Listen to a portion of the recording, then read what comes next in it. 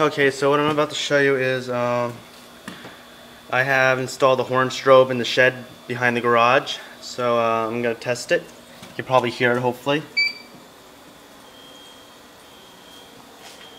I guess you can't, so let me go over to the shed. It's a Genesis horn strobe. Now you can hear it.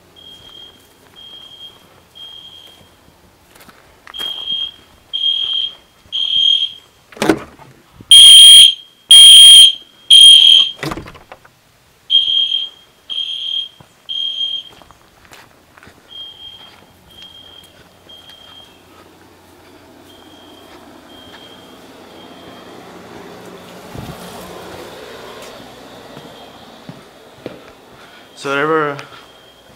I also have another Genesis horn strobe, but the horn's been disabled. As you can see, it got rained on, but the plastic cover protected it, so it wouldn't get ruined.